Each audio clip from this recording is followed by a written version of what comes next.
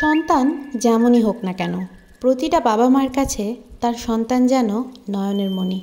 বাবা মা সব সময় চেষ্টা করেন তাদের সাধ্যের মধ্যে সন্তানের সকল প্রকার শখ আহ্লাদগুলোকে পূরণ করতে।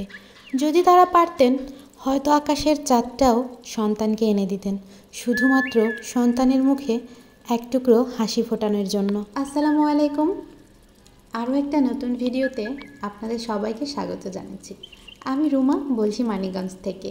এই মুহূর্তে কাছে কিংবা দূরে, দেশে কিংবা দেশের বাইরে, যে যেখান থেকে আমার ভিডিওটা দেখছেন সবাইকে জানাচ্ছি অসংখ্য ধন্যবাদ।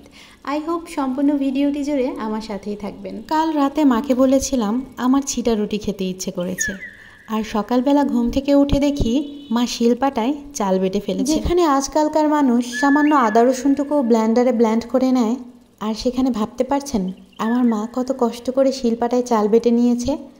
আসলে মায়েদের ক্ষেত্রে সবই পসিবল। আমি আবার আজকে বাসায় চলে যাব, পরে যদি আর সময় না পাই। তার জন্য আমি ঘুম থেকে ওঠার আগেই মা সমস্ত প্রয়োজনীয় জিনিস গুছিয়ে নিয়েছে, আর আমি ওঠা মাত্রই আমাকে গরম গরম বানিয়ে দেখো কি সুন্দর সার্ভ করে দিয়েছে। খেতে কিন্তু দারুণ হয়েছে। মায়ের হাতের রান্না তো সব সময় বেস্ট। মায়ের হাতের রান্না খেলে শুধু পেট নয়, সাথে সাথে মনটাও ভরে ওঠে তৃপ্তিতে। আচ্ছা, এই পিঠাটাকে তোমরা কি বলো? আমরা এটাকে ছিটা রুটি বলি।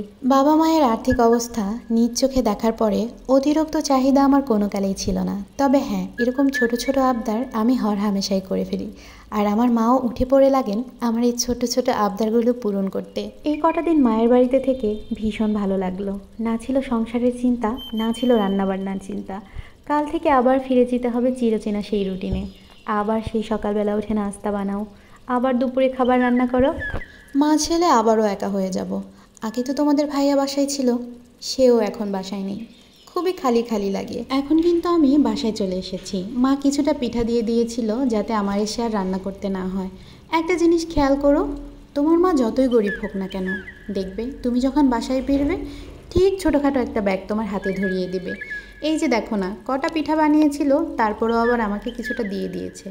আর এই যে কোরবানির ঈদে আমাদের সমাজ থেকে যে পরিমাণ মাংস পেয়েছিল, তার 3 মেয়ের জামাইয়ের জন্য একটু একটু করে সমান ভাগে রেখে দিয়েছিল ফ্রিজে। কতবার নিষেধ করলাম দিতে হবে না, কিন্তু নাছোড়বান্দা, না এনে পারলামই না। আসলে মায়েরা তো এমনই হয়, তাই না? নিজে না খাইয়ে সন্তানকে খাওয়াবে, আর সন্তানের যখন পেট ভরে যায় তখন শান্তির ঢেকুর তোলে মা। এই বড় বড় লেবুগুলোকে পেয়ারা ভেবে ভুল করো না। আমিও কিন্তু প্রথমে পেয়ারাই মনে করেছিলাম। আসলে এগুলো হচ্ছে আমার খালামণির গাছের লেবু। লেবুগুলো কিন্তু মাশাআল্লাহ দেখতে অনেক বড় বড়। আমি চলে যাব পাবনা, এটা শুনে খালামণিও চলে এসেছিলো আমাকে দেখতে, কারণ পাবনা গেলে তো আর সহজে দেখা হবে না। আর এই যে বাড়ি ফেরার পথে মা গাছে থেকে একটা পেঁপে ছিঁড়ে দিয়েছে, কারণ আমার ফ্রিজে কোনো সবজিই ছিল না। মা বলল যেদিন যাবে সেদিন এই সবজিটা রান্না করো, তারপরে বাজার থেকে আবার সবজি কিনে নিয়ে এসো। আর তারপরে দিয়েছে হচ্ছে কাঁঠালের বিচি। আমি বলেছিলাম রাফসানের আব্বু কাঁঠালের বিচি খেতে ভীষণ পছন্দ করে, তাই মা কিন্তু মনে করে ঠিক ব্যাগের এক কোণে কাঁঠালের বিচিগুলোকে দিয়ে দিয়েছে। এখন রাফসানের আব্বু আসার পালা, আসলেই আমি ওকে ভর্তা করে দিব। আর তোমাদের ভাইয়া কিন্তু 2 তারিখেই বাসায় চলে আসবে। সকালবেলা ঘুম থেকে উঠেই আমি চলে এসেছিলাম একটু ছাদে। এখন রাফসান ঘুমাচ্ছে। বেশ কিছুদিন ছাদে আসা হয় না, তাই ভাবলাম ছাদের ফুল গাছগুলো একটু দেখে আসি। আমি আবার বাড়িতে থাকলে প্রতিদিন একবার হলেও একটু ছাদে আসি, কারণ গাছপালা আমার ভীষণ ভালো লাগে, আর বিশেষ করে ফুল গাছ। আর ছাদে বাড়িয়ালি ভাবি অনেক ধরনের ফুল গাছ লাগিয়েছে, যেগুলো দেখতে আমার কাছে অনেক বেশি ভালো লাগে। জীবনযুদ্ধের এই সংগ্রামে যখন নিজেকে খুব ক্লান্ত মনে হবে, তখন নিজের জন্য একটু সময় বের করবেন। প্রকৃতির এই অপরূপ সৌন্দর্যের মধ্যে নিজেকে অনুভব করবেন।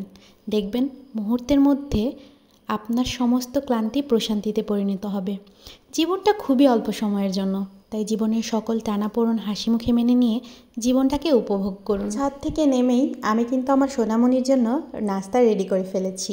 আর আজকে আমি আমার পাপাটাকে নাস্তা দিয়েছি রুটি আর ডিম ভাজি। রুটি আর ডিম খেতে সে ভীষণ পছন্দ করে, আর বিশেষ করে সকালের এই খাবারটা সে তার নিজ হাতেই খেতে চায়, তাই আমিও আর কোনো রকম বাধা দেই না তাকে।